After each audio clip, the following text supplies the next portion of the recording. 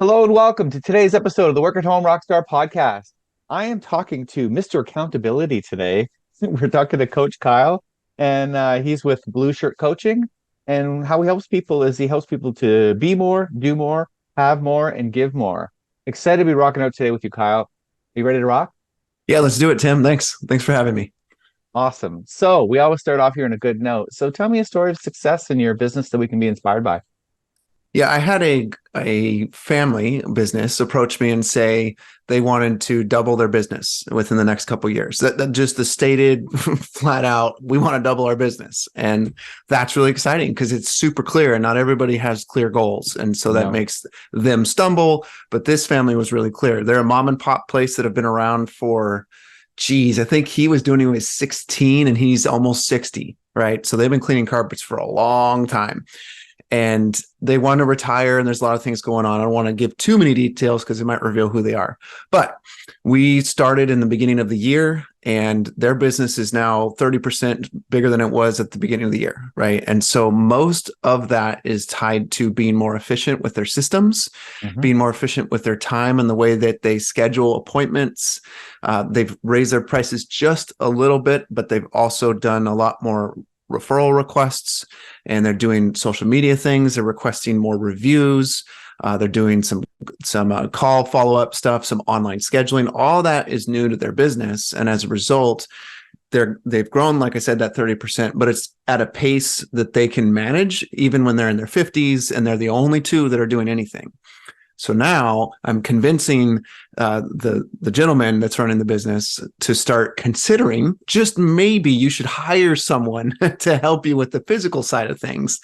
And I'm working with him on the mindsets behind why it is that he resists that so much. And we had a bit of a breakthrough on the last call as well. So I'm really excited for them, and preparing them to help them retire is really rewarding for me as a coach. Cool. Fun. What's interesting is that if I were to do a little statistic, I think about maybe three-quarters of the people that if I would have asked them, what would you do differently if you started over again? They would say I would delegate sooner. So isn't it interesting that that seems to be, a struggle for a lot of people, right?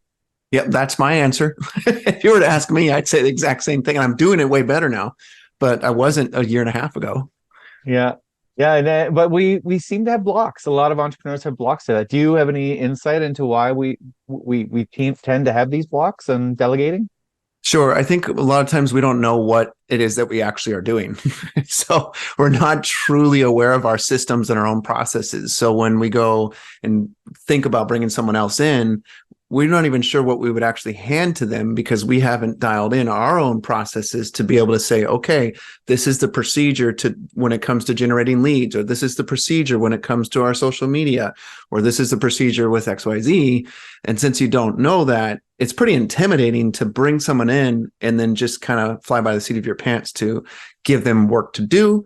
And if you do that, you don't know what their return is going to be for your business. And so then why would you hire them? Because you don't know they're actually going to give you that return that's worth it to pay the payroll on them. I'll bet you there's some people identifying with what you just said. Yeah, it's true. So if they are identifying with what you just said, then what is the next thing that you'd say to them? Yeah. So two things. One, if you want to test it out a little bit and do it for kind of an inexpensive approach, hire a virtual assistant just to play with it and see where your gaps are. Find a virtual assistant that's very capable. But if you hire them, then the cost is way lower. They're not actually going to be on payroll. And so then you get to test out your systems. They can give you feedback, and you may keep them on board for less cost. But if that's not possible for you, then I suggest to my clients spend 10 minutes a day at the beginning of the day or at the end of the day, or better, both, documenting the processes that you went through in a particular area, not all areas, but pick an area, right? Let's say it's your financial side of your business. Spend 10 minutes at the end of the day just documenting what you do on the financial side. When do you check the payroll things? When you look at your revenue? When you look at your P&L? When you look at your cash flow? And just document how you go about doing that, or your hiring process, whatever it is. Pick one area, get it dialed in, and then go to a new area, but spend 10 minutes a day. Everybody has 10 minutes a day to learn how you run your business and what the systems are. Jeez. And now just to bring something that we were talking to beforehand into play, you you can now just do a screen record and use some AI to, transcribe it for you. And boom, all of a sudden now you've got, screen share videos with transcriptions of it, right? Yeah, exactly. There's no That's beautiful. I didn't think of that. So there's no reason to have to scribble it all out on paper. If you're a talker like I am, it's easier just to talk out your thoughts on how you do things, and the AI will catch it for you and transcribe it even word for word, which is wonderful. Yep. And then you can run it back through the transcriber to tell it to rewrite it in a way that like reads better, which But I use that all the time. Like when I do my videos, sometimes I'll just get it. I'll just run that transcription through the AI again, and because it takes out all your ums and your ahs and your awkwardness. Because when you talk, it's different than when you write, right? it's true. Yeah, that's good. You could just plop it in there, and if you want to maybe create a blog post out of it. So we're kind of deviating a little bit from the procedural part, but if you have some thoughts and you just want to share those thoughts, to put it in the AI and ask it to create a blog post out of your own thoughts, then it's still original, but it's created in a way that's going to make you or allow you to save a bunch of time. So, like it. Right on, right on. So now, Kyle, I'm not sure if this happens to you, but sometimes things don't go as planned in my business. There's some bad notes here, there. And I'm wondering, can you share with us one of the bad notes that you hit and how we can, either avoid it or recover from it? Yeah, in 2014, my family and I decided we're going to move up to the Pacific Northwest and be closer to my wife's family.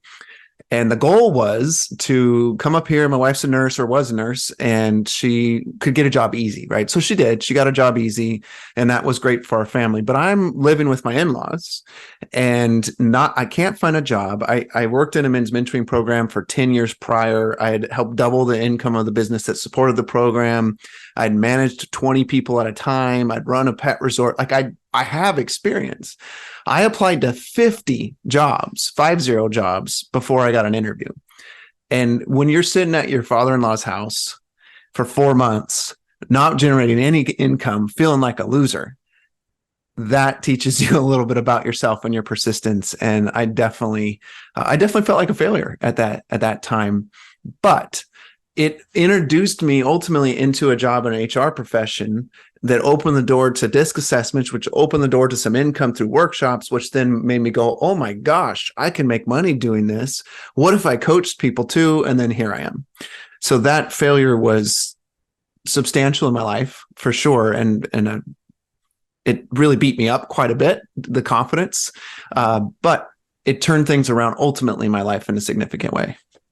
Yeah, and that tends to be the thing, is that the biggest breakthroughs you have usually come on the heels of a really big failure, right? Yeah, it's true. So, I got another story as it relates to that for sure. sure, yeah. The first ever workshop I did. So I love using disc as part of the process of coaching my clients, and that was the first thing I ever did. The organization I worked in had 100 employees, and so I got to do disc assessments on every single one of them, hour-long debriefs, and so I got really good at understanding what a profile meant. And then I started doing workshops within the organization, and then I branched out. And we're a petroleum-based area out here where people have that out here, and so there's an organization that is an petroleum engineering company. And I met the president, and I was courageous enough to say, "Hey, can I do a workshop for your team?" And he said, "Sure." And so 7 team members. I jump in, they do the assessments, I do the debriefs, they go swimmingly, everything's wonderful. And then it's workshop day. I'm terrified. Like, I'm wearing 2 shirts so that when I'm sweating, nobody knows, I'm terrified of the day. Well, it got worse because I show up and I go into their conference room, and it turns out one person is sick. And so they're in their office and they're going to do the workshop from their phone. And then the 2 people that were supposed to come in from the other states, Alaska and Arizona, they couldn't come in for whatever reasons. And so now it's 3 people on the phone and 4 people in the actual conference room. And I'm trying to do a workshop, right? So I get going. My PowerPoint doesn't work, of course. I can't get it to connect, finally get it to go. 10 minutes in, I'm sweating. I'm quite literally sweating, trying to wipe my brow. Everybody knows what's really going on. So finally, the admin lady that's part of the team, she starts answering some of my questions and giving feedback. And then an hour and a half later, it's over. I survived, but it was a complete disaster because there was no flow. It was a mess. The president of the company walked out with me to just walk me to the parking lot. And he said, "That was great. I really enjoyed that. I learned a ton." And I'm going BS, in my head. I'm like, "Yeah, right, dude. This was terrible." Get into my car and I pull out of the parking lot and I went, "That was terrible, but I loved it at the same time." And that's right then I was like, "I'm sold. This is it for me. This is what I'm going to do." So that, again, another failure that catapulted me forward in big ways. Wow, that's awesome. Yeah, it is interesting that, and this relates right to music too, that you can play a show and think that you made so many mistakes and just be like, that was a terrible show. And meanwhile, the reviews are glowing. It's amazing how uh people perceive you, even though you're perceiving yourself in a very bad way, right?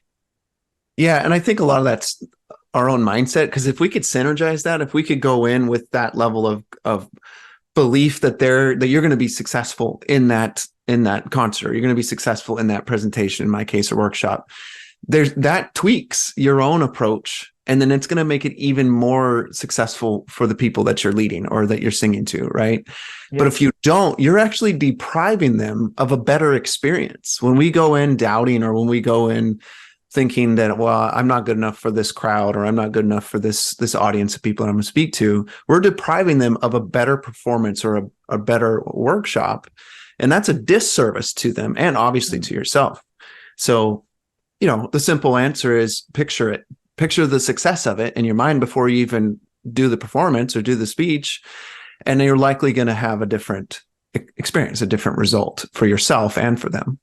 Yeah. Well, and also I think that you are comparing your presentation to the best version of your presentation in your mind. And you're like, it didn't go that way.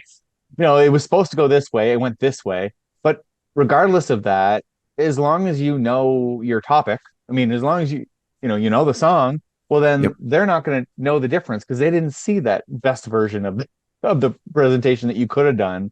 They saw the version that you did, and it was still just as valuable, right? Yeah, I'm in Toastmasters, and often, well, they every time when you give a speech, you're given a timeline, 4 to 6 minutes, 5 to 7 minutes, and I'll go in with way too much content. Sometimes I've gotten way better about it, but I'll go in with too much content.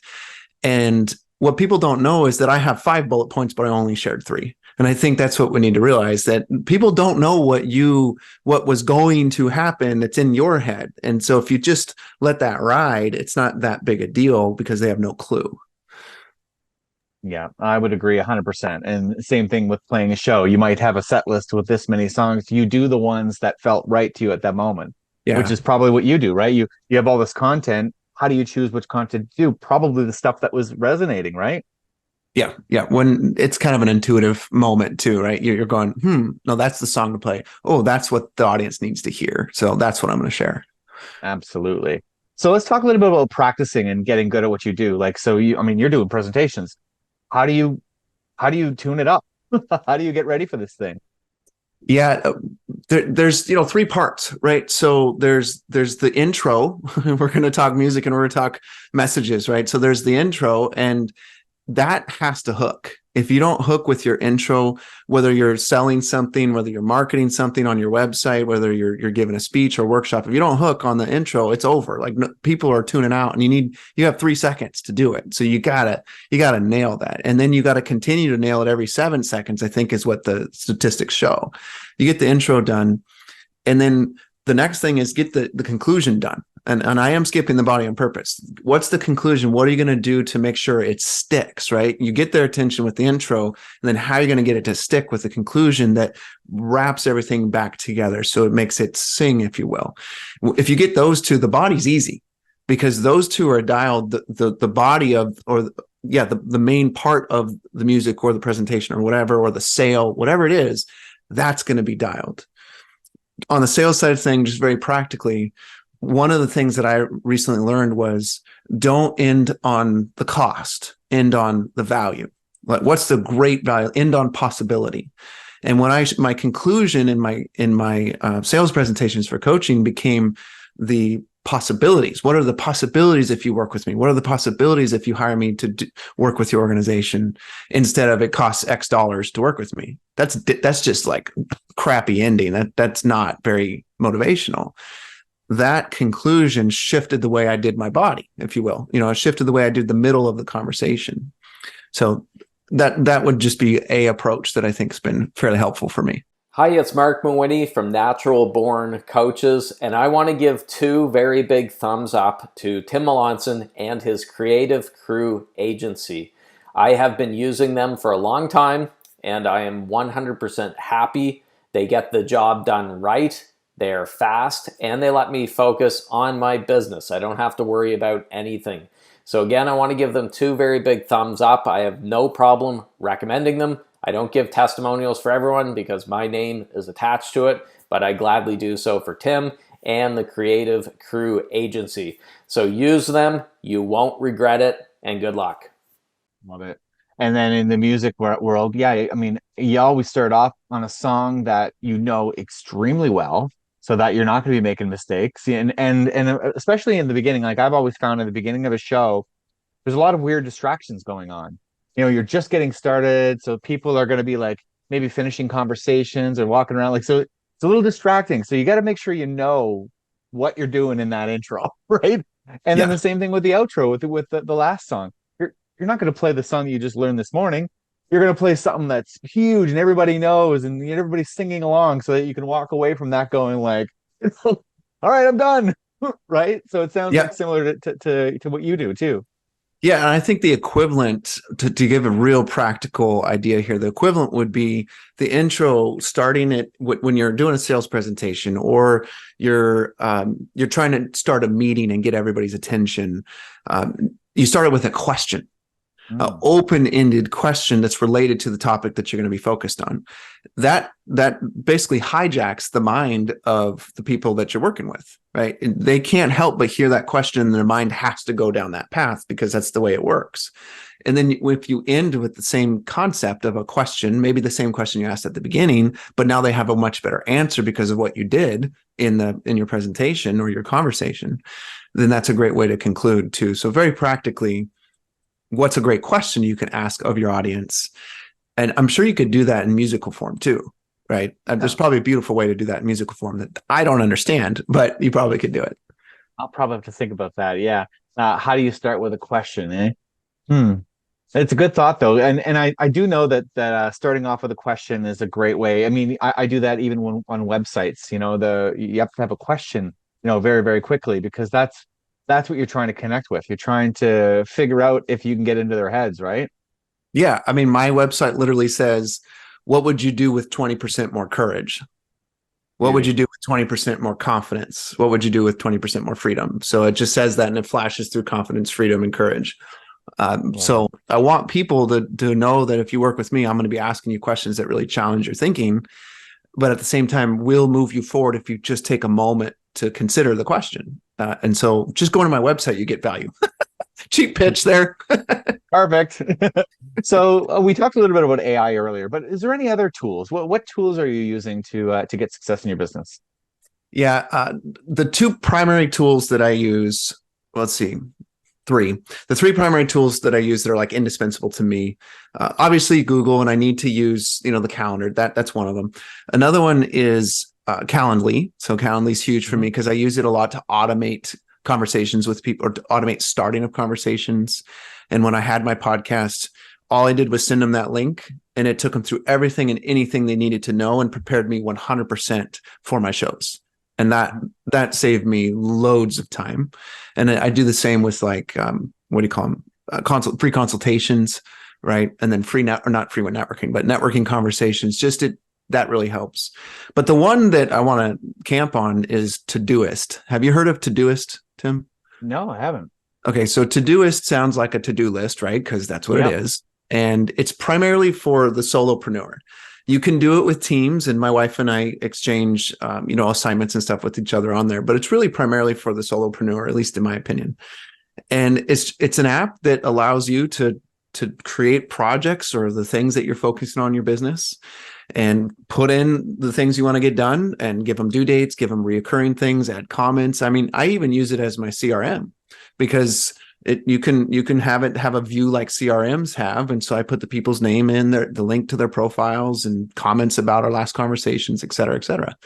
So it's really powerful. And I wish I could just show everybody on here how it works, but the way I use it is for my whole life, and I've broken it down into areas of life. So I've got my business or vocational, I've got emotional, spiritual, financial, physical, and then why am I forgetting some? Relational, right? So each of those areas serves as a kind of a catch-all for those areas of life of the things that I want to get done. Yeah. And so that's been really tremendously helpful for me. I could not run my business at the level that I am if I did not have that tool. There's no way. Wow. Okay, well, I'm going to have to check out that tool specifically. And I mean, we all need something that's going to, help us with our task lists, right? Yeah. I know I use Monday.com is the Oh, one yeah. that I use, but I mean, Todoist, I'm gonna have to check that out, because I know there's a lot of people that are solopreneurs on the show. So I know Monday works really well with teams, but it'd be cool to have a tool that works better for solopreneurs for sure. Yeah. And I think the main thing, no matter what tool you end up using, because there's a lot of options out there for that type of tool, like a Todoist like tool. Yep. It's if it can serve as like a second brain for you. In other words, if the tasks that you plan ahead, if you're creating these goals and you put in the plan for those goals so you can accomplish it, and you put due dates on it, and then the system just reminds you for you, Yeah. helps you build habits, then it's worth it. If for you it becomes more of a burden of, okay, great, now I just have to write down the tasks that I need to do, or not write down, but type in the tasks I need to do, then it's not worth it. No. It's not. But when you use it more as a reoccurring task type tool and a goal setting type tool, it's the value of it is it's invaluable or priceless. Yeah, I'm 100% on board with that. The recurring stuff is what I use the most. It's just your to-do list, and you can set it up for each day of the week as well. But another thing I want to touch on. So you mentioned all these areas of your life that you're focusing on, and you mentioned spiritual and you mentioned relational. How important is it to have all that dialed in as a business owner? Oh, yeah, top of the list, right? It's top of the list because you're going to bring your personal into the business, and you're going to bring your business into the personal. And so if you don't have a good pulse on what's going on in all those areas of your life, then you're going to be out of balance. And I'm not here to preach balance. Like you need to have 50. No, I'm not saying that. You're just going to be out of balance in your own ways. And that's going to limit your productivity. That's going to limit your success in both areas. So I've addressed this for years now, intentionally in my business and in my life. And there's two primary ways that I do it. I journal every single day, and I use two different journals. I do a gratitude journal towards my wife and kids. I write down at least one thing I'm grateful for each of them every single day, so that I'm focused on the things that are good instead of focused on the things that frustrate me or annoy me about the relationships I'm in, specifically my family. And then the other journal is just essentially the things that are on my mind that I want to let go of and put down and just release. And for me, often that's a spiritual exercise, because I'm saying, God, I trust you with this, and I'm going to release it and give it to him to take care of. Right. So those are the two journals every day. And then Saturdays, I do a review where I'm reviewing my week. I'm reviewing my goals. I'm reviewing my vision and my values, and making sure that I'm locked in on all that.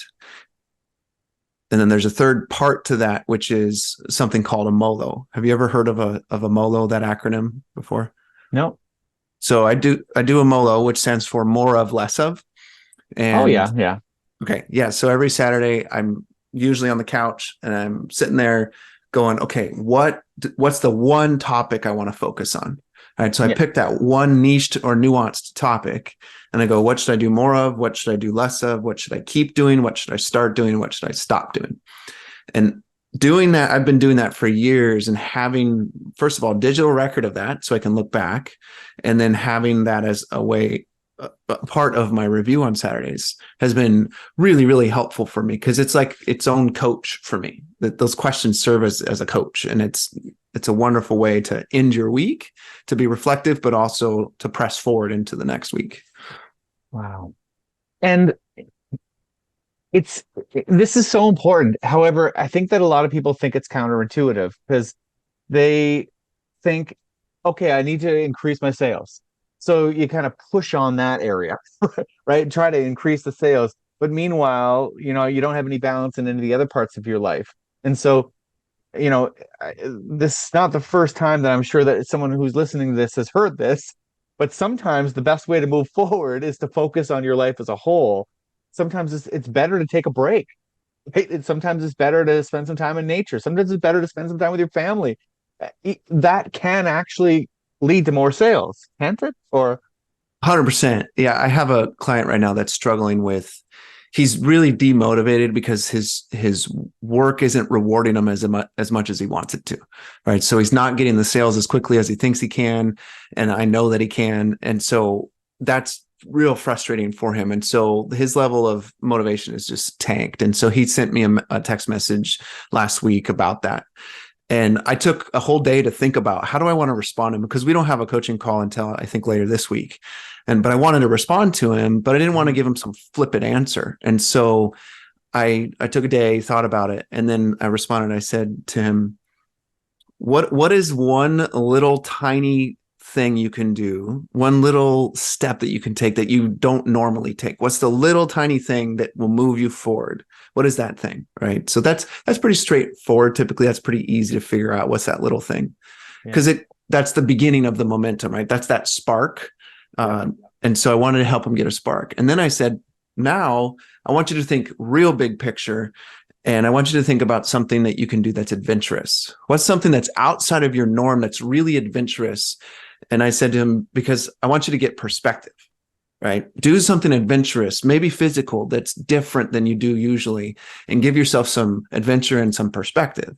Because perspective often is what we need to get our motivation back. And then that helps us get back to purpose and get back to vision and all that.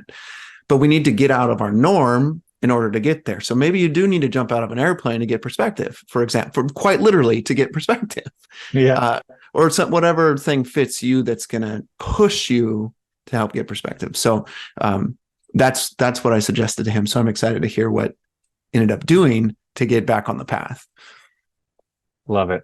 Awesome. Okay, so now let's talk a little bit about keeping the hat full and making sure that your cash flow is positive. Do you have any tips and strategies on that? Because it can get away from you, can't it? Oh yeah, it did for me in the beginning of the year.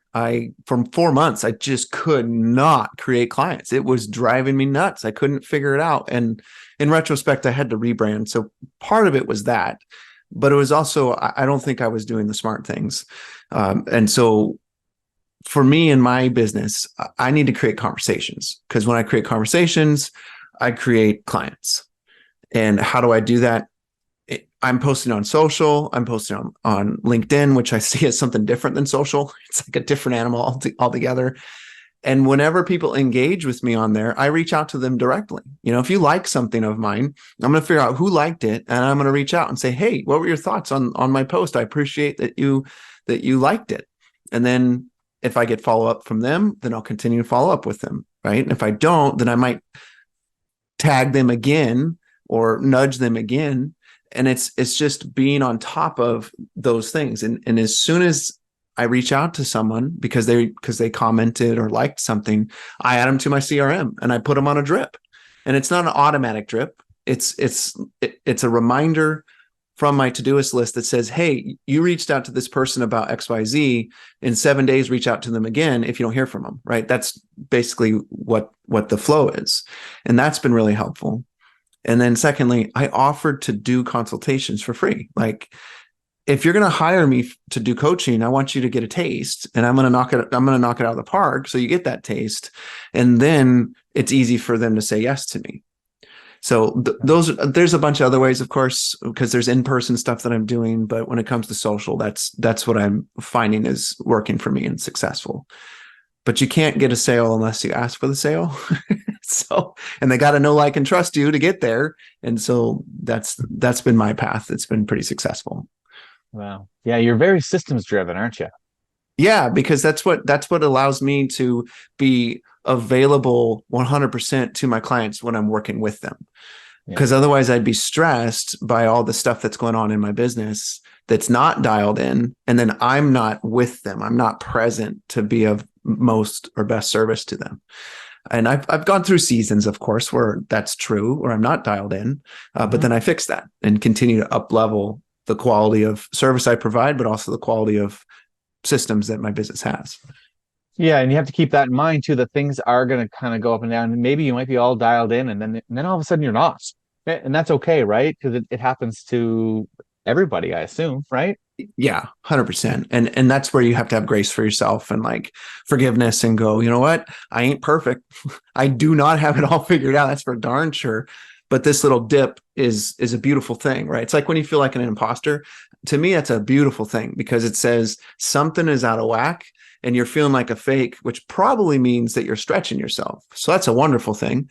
And if my systems get out of whack, that's a wonderful thing too, because it means that this is a moment for me to go, what can I shift here to make things better? So both of those are really positive feedback if you look at them that way. Love it. So it's time for your guest solo. So what's exciting in your business right now? Yeah, so I have this guy right here that got delivered to my door yesterday. So I'm publishing a book called Right Now Leadership. It's on sale right now, and it's going to be available October 17th for people to actually get it in their hands. The book is about the things that I've been talking about, but my business name is Blue Shirt Leadership, and we haven't really mentioned what Blue is. And Blue is actually an acronym that stands for four things, and I'll go through this briefly, but it's be a self-aware leader, lead with accountability, use a growth mindset, and empower others. So this book walks through those four pillars and the mindsets and habits to help you embody those four pillars of great leaders. And just like you've been hearing me on this episode, the book is very much like I'm talking, practical, a little bit of story, a little bit of metaphor, and right to the meat of what's valuable. And so I've written the book like that because that's what I want from a business book. Give me the steps, give me the process so I can immediately apply it and use it and let it be beneficial. So I wrote it that way. So that's what's exciting right now, what's going on with me, and people can get it on Amazon and Barnes and Noble and all those retailers. That's amazing. Like in mid-October then, right? Yep, you can pre-order now. And if you do pre-order now, I'm giving away the ebook for free so people can get it. The ebook right now, all they got to do is just send me a receipt, basically email me a screenshot of the receipt, and then I'll email them back their ebook of the book. So love it. So how do we so this is on Amazon, all the major places. Do you have a website that they can go to too, or? Yep. Go to blueshirtcoaching.com/book. And it's in the menu as well, but blueshirtcoaching.com/book. And there's all six of the retailers that you can purchase it from. So who would be the person who would get the most value out of reading your book? Sure. Yeah. Purpose-driven business owners. So people that are going, you know what, my business is here to help my families, to make a difference in my financial situation, but I'm also here to make a difference for my customers or my clients. I'm here to make a difference in my community. Legacy-minded people are also a great fit, where they see their businesses more than just a means to an end to get a vacation. Yes, I want your business to get you a vacation, but you also recognize that there's value in what you do beyond just the dollars and cents. Those are a great fit for my book because they get it. Love it. Right on. Thank you so much for rocking out with me today, Kyle. This has been a lot of fun. Yeah, thank you, Tim. I appreciate it. Cool. To the listeners, make sure you subscribe, rate, and comment. We'll see you next time on the Work at Home Rockstar podcast.